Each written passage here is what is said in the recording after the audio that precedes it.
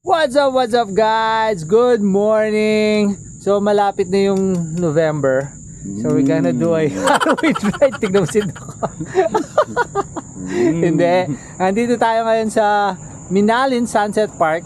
Although naghihintay tayo ng sunrise, hindi sunset. Kasi sobrang aga natin, no? Ayun, no? Oh, ayan, no? Ayan, no? Ganda ng lightsman ko. Galing na lightsman ko. Yan, no? Uy, coherent ako. Diba? Halloween. Kaso napaaga nga tayo, di tayo makaabot sunrise dito. So, Ba inabangan natin? sunrise eh, kaso ang aga natin.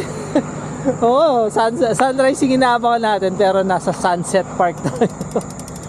So, this is gonna be our recovery ride 1 week, exactly 1 week after nung Gravelton. So, hanap lang tayo, saan tayo pwede pumunta, bahala na. Let's go!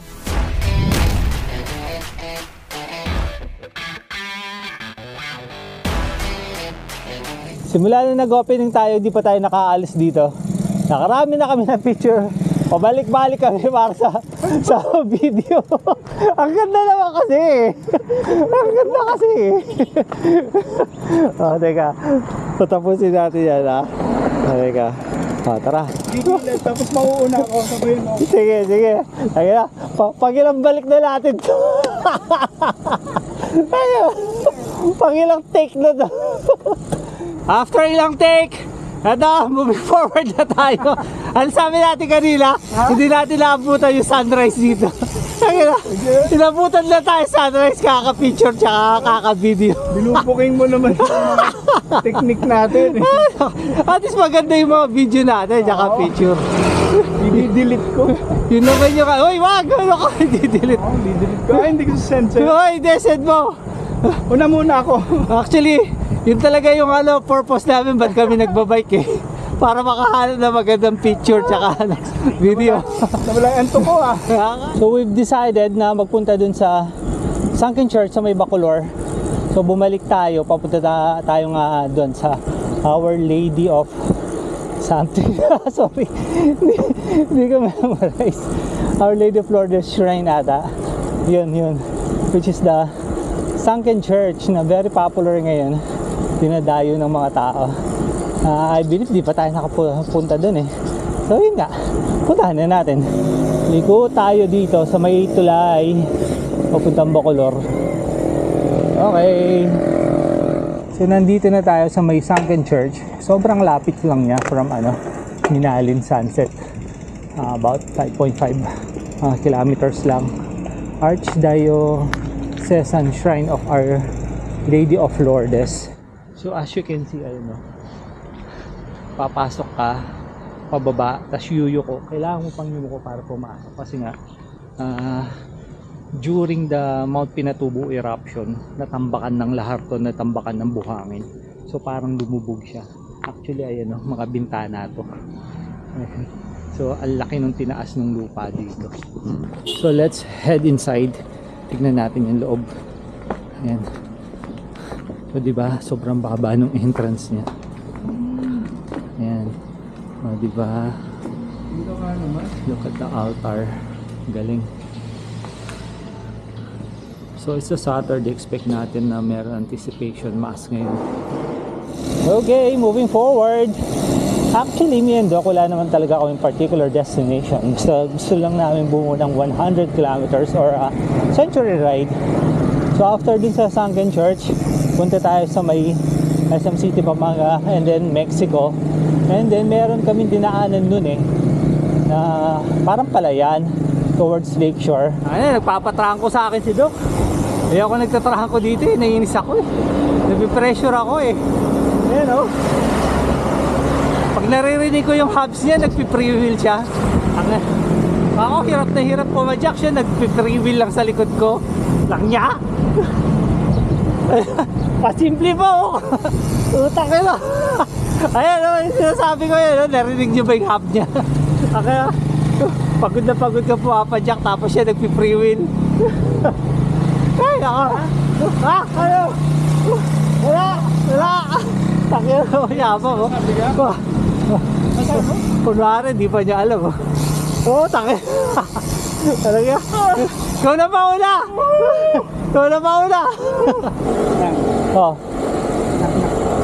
Who's there? Wala mo ka natatawa na. Mali pa ka mali. Use sunken in a sentence. Use sunken in a sentence. Who? Who? Mali sagot mo. Paano use sunken in a sentence? Hindi kasi sabi mo naktak eh. Oh, paano? How do you use sunken in a sentence? Bigay mo na, sayang naman eh. Pinakaisipan mo na eh.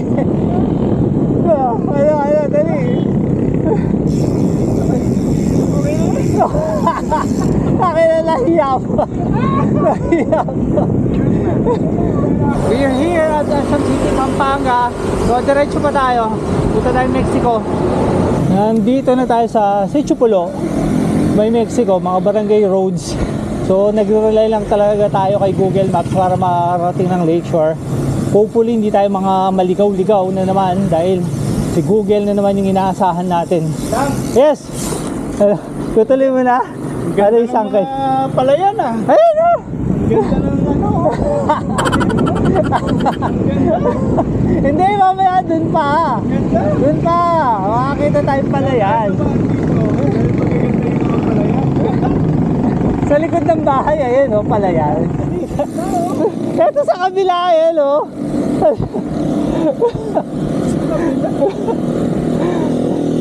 Ayun o, pala yan, ayun o, di ba? At least something new. Meron parang entrance dito, di natin alam kung ano yan. Ano kaya yan? So, nalagpas na tayo ng lakeshore, dire-diretso pa. Papuntang Meaning and Panda. Nag-enjoy ka ba doon sa view? Sa Bukirin? As promised. As promised, di ba? Sabi ko sa'yo. Kasi sabi ko nga kanina, nung dumaan kami dyan, wala pang mga bahay na nakatayo. Eh, ang dami na pa ng bahay. Ang bilis! Ang bilis na mga pagkakagawa ng mga bahay dyan. Buti na lang. Buti na lang. Nagpunta tayo dun sa Minalin. sa Minalin. Nature yung gusto mo. Puro bahay na kayo. Malaki ka pa eh. Sabi mo daw kanina, mas parang mayroong bang nature dito. Bakit? Di ka ba nag-enjoy dun sa ano? Nirecommend ko route? Ate? Usapan natin kagabi. Oo. Ay, puntahan natin yung may magandang May nature naman ah. Doon tayo pumunta sa inaano namin. Pala yan. Kung kasi dumaan kami doon, wala pang bahay-bahay. Eh ngayon, napuno na pala. Puro bahay, tindahan, factory. Eh wala eh. Naging progresibo na yung lugar eh.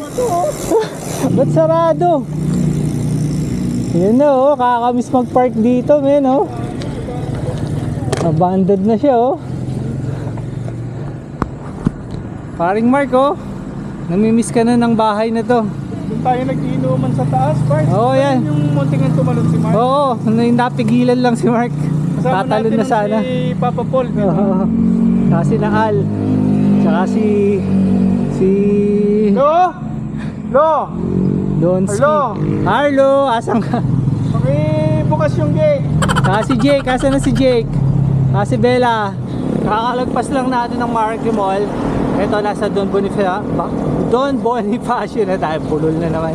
May Mountain View na tinatawag. Diretso tayo. Ito tayong SM Pampanga, SM Clark. Ito na, Astro Park.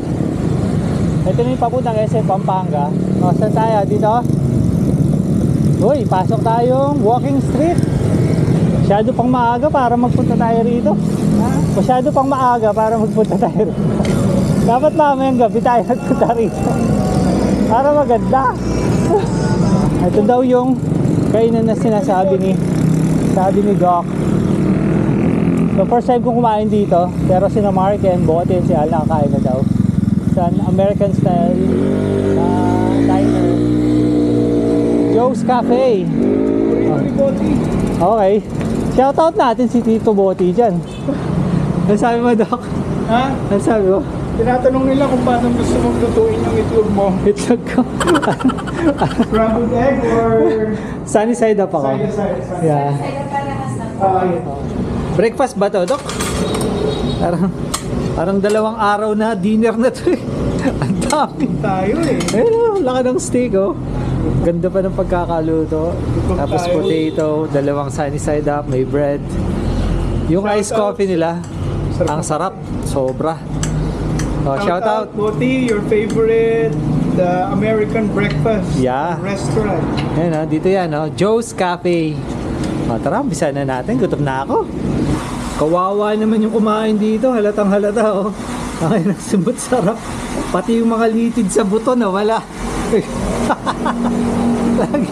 Yung sa akin, tignan mo, pinipilit ko na nga lang. Ang dami pa natira o. Yung sa kanya. Pati litid sa buto wala. Kahit pusa, hindi nakakain. Tapos na tayong mag-breakfast na parang dalawang araw na dinner na. Ito yung pinakamahirap. Sobrang busog ka tapos papadyak ka pa pala. Nakakatamad na. Promise. Dahil nabitin sa palayan si Doc. Pumasok tayong barangay Yalong. Ayan ha. Baka! Ayan, may baka. Kanina puro bahay. O ito, meron kami pinagtanungan kung didiretsyon down natin dito. Mga bundok-bundok, nature. Diretso daw yan, labas natin sa Babo Pangulo sa may bayan ng Porac sa palengke. Yan, subukan natin. Huwag mo ako sisihin pag naligaw tayo ha. Wow, ganda rito oh. Oh, ito lang dito, ayun oh. Oh, di ba? Ayun oh. Ayun oh. Ayun, dito tayo. Diyan. Galing oh. Tapos dadaanan natin sa Oo, dun. Dun. Oh, sige. Bago na naman to. Oh, tapos na tayong magpa-picture sa tulay. Dito naman, ayun, ayun oh. Nakapag-trail pa oh. At least hindi puro sementado. May konting trail. Ganda. Lapit-lapit lang sa atin ito, ba't di natin nakita kagad? Ganda. Dito ba? Ayan, may daan dito. Naliligaw ata tayo, Dok. Tanong tayo. Dok, walang daan eh. Pumanik tayo, walang daan. Balik tayo, balik na lang tayo. Paano na naman tayo mapunta? Dito daw talaga yung daan, magkamali tayo. Oh. Kaya nga eh. Tagal na natin dito. Ngayon pa lang natin na-discover to. Oh, ito. Medyo ahon-ahon lang daw yung daan. Pero yun naman ganun kaahon. Babo Pangulo. Okay. So yung Babo Pangulo, yun yung papunta ng Villa Maria din eh. Vlogger ka pa talaga? Oh, vlogger ako. Sometimes. Pero diba? Taga-Porac tayo. Ilang years na tayong nakatira sa Porac pero ngayon pa lang tayo nakapasok dito. Meron palang ganitong lugar sa Porac. Nandito tayo, Barangay Yalong ha. Tandaan nyo, Barangay Yalong. Meron siyang daan. Parang back road siya. Trail road papuntang Babo Pangulo naman. Galing. At least may na-discover tayong something new. Nature. Nature ride talaga. Yan ha. Nature ride na talaga ha. So ito yung sinasabing fork road ni Manong. Ito papuntang Dara Falls. Dito tayo. Yan, dito tayo. Pabalik ng Barangay Yalong. Grabe ngayon. Ay, Barangay. Babo Pangulo. Oo. Babo Pangulo. Tapos diretso ng bayan. Bayan ng Porac. Nature. Yun ha. Nature. Natupad na yung wish mo ha. Nature ha. Nature. Pasalamat ka sa akin. Na-discover ko to. Oy! Ako pa rin sabi ko pumasok tayo dito, no? Nature. Nature. Para tayong, ewan ko, para tayong nasa gubat. Ayun o, puro halaman, puno. Nice. Yes! Doon na lang tayo.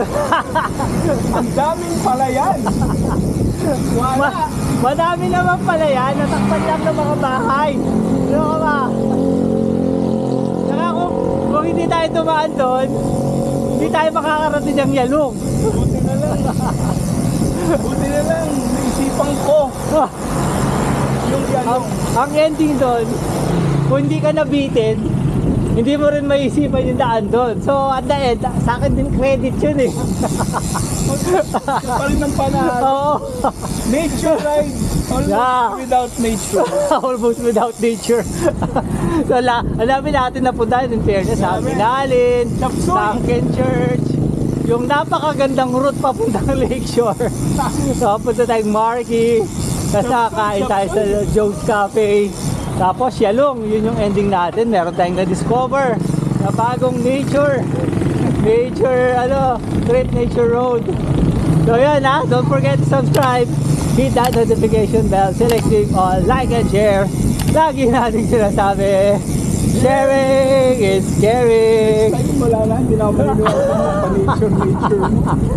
Hindi ka pa nasalay sa akin. Yun nga yung adventure eh.